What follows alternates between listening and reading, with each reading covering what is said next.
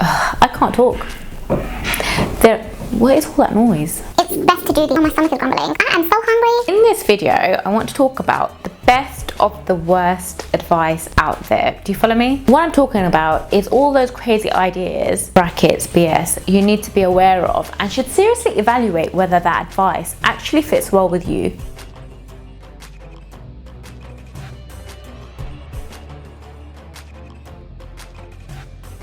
Hi guys, I'm Fifi, a mum, engineer and consultant living in London, and I make videos about saving money, investing and understanding the economy to make better financial decisions. I've been doing this a little while now, well, not that long. It's been about 4 months since I've been YouTubing or so, and I have been getting into my groove. And I've noticed there's been a consistent message that is repackaged well amongst the community in itself, and that's great. A lot to learn and absorb, and definitely topics that once we have covered will help our overall financial positions for sure. Outside of the community, in everyday chats with friends and family, there are definitely assumptions that are made on personal finance that are just plain wrong. And as friends and family learn of this YouTube thing that I have going on, then more of those assumptions appear in general conversations. It's really odd. So let's hit them with a sprinkling of facts. And these assumptions I'm talking about are all those old school assumptions that may have been true maybe 20 or 30 years ago, but it's something that we need to completely reevaluate here, and I've summarized them for you.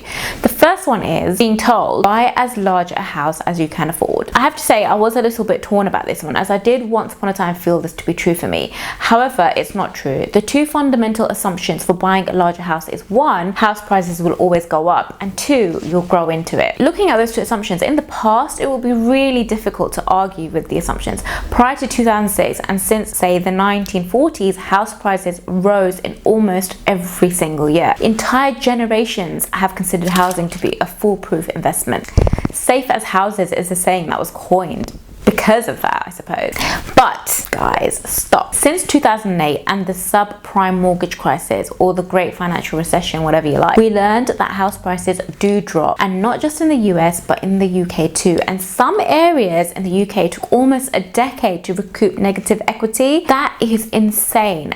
And negative equity is where your house is worth less than what you actually paid for it. And if you maxed out, you're basically paying for a loan for an asset that is worth less than the debt itself.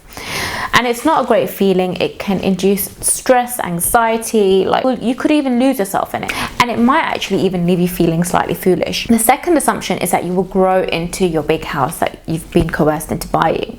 Again, in the past, growing families were normal. So if you're single, simplistic expectation would be, and I say simplistic because there's so many different types of models out there now, the simplistic expectation would be to get married, have kids, so on and so forth. So get that 3-bedroom house in the hills with the pool, garden and so on. I always kind of wanted to say that, but in reality we don't have swimming pools in the UK, guys. But anyway, people have adopted this advice and the average house size has gone up. So in the 1970s, for instance, the average house size was about 1,600 square foot, compared to now where it's around 2,700 square foot, which would be okay if families got bigger. But the truth is they haven't. The average household size has dropped from 3.01 person, yes, 01 person, to 2.54 people living in it, which is about a 20% drop. And remember, these are actual averages. You're not really going to have 3.01 people living in a house, but you know, it's funny.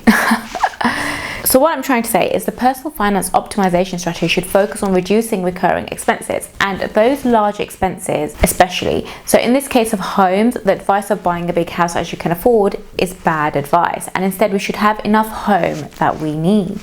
The next bit of advice I want to talk about, which is a little bit of a controversial one that people tend to just throw out there, is pay off your mortgage early. I had an earlier video on this actually, which I have to reluctantly add somewhere because it's part of my cringe binge earlier videos, which I really hate watching, but I'll try and add it because it covers this topic in a little bit more detail.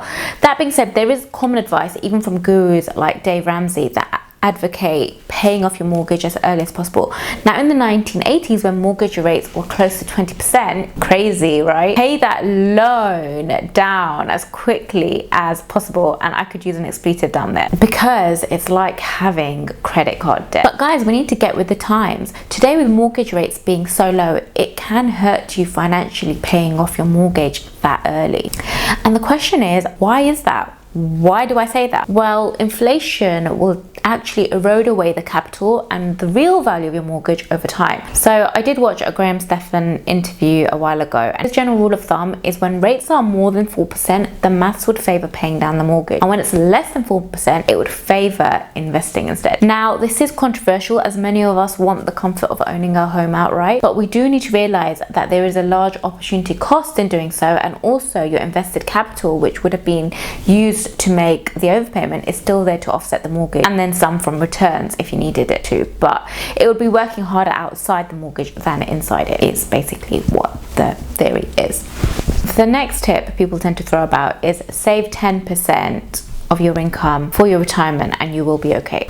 This is the worst piece of advice there is. Sorry, but if you are saving 10% of your salary thinking it will be sufficient in retirement, it's both wrong and also kind of just makes me gag, people, honestly. I have a few golden oldie friends that have final salary pensions. That is, you get a pension from your employer based on time with the company and your final salary. So think about that for a second. That pension has no beta to the market returns. So over time, these plans have left gaping holes in company balance sheets, and that's why they no longer exist, unfortunately.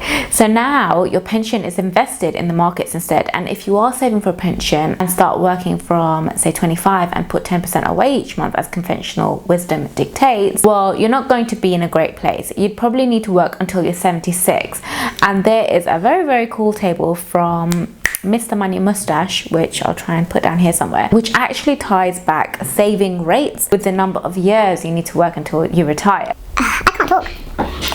What is all that noise? There are some assumptions you need to think about when looking at the table. So I do recommend Grant Sabatier's book, as he has great context for the table. Just looking at the table then quickly, if you are 25 and want to retire at 55, so say in 30 years time, you'll need to save 28% of your income. This is where that FIRE movement comes in, and aggressive saving can drastically impact when you actually retire. So rather than saving 10% of your retirement, think about when you want to retire and adjust your saving rate to match that.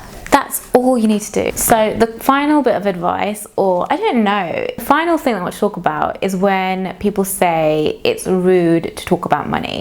That kind of annoys me, actually. And it's quite common here in the UK where people feel like that. Here in the UK, we do struggle to have frank and candid conversations around money, even when it comes to our partners and our spouses. Now, personally, my partner has been generally quite good with money, apart from that odd splurge on Bolioli blazers or the next tech gadget or something. But generally, two brains are better than one. And since we started talking more about money between us, I can definitely see less stress on him. Now, there is a difference between talking about and being an ass about it, right? Sorry. The worst thing you can do is gloat when poor financial management is an angst and a stress point for so many people. That being said, having meaningful and constructive conversations are really beneficial both to the people you are having them with and yourself too. I just find that money is a deeply emotional issue, so people's natural inclination is to not talk about it. Again, I come back to the point around multiple brains on one problem, right? Now, those of you who follow me know that I invest for my kids, and having conversations around that topic with other mums has seriously simplified my process for the better as well. You can see that in a video I posted about 4 months ago to the one I posted last week about the topic. I also want to add that when you talk about your money worries with people who care about you, they may also give you some brilliant ideas on how to fix them. And if you are in a couple situation, It's best to do the. Oh, my stomach is grumbling. I am so hungry. by the way, what I'm saying is it's good to do these exercises as a couple. For instance, we have a monthly budget talk where we reconcile YNAB and discuss how the month went and any big things coming for that forthcoming month. And in the old days, that would be things like holidays. But the point is, keep these chats short and sweet and regular, and they won't feel like stress points. So there you have it, a Mythbuster video. And also, here's the playlist on the side, which it looks at some of these topics a little bit more directly. But until next time, cheers guys, I'm out.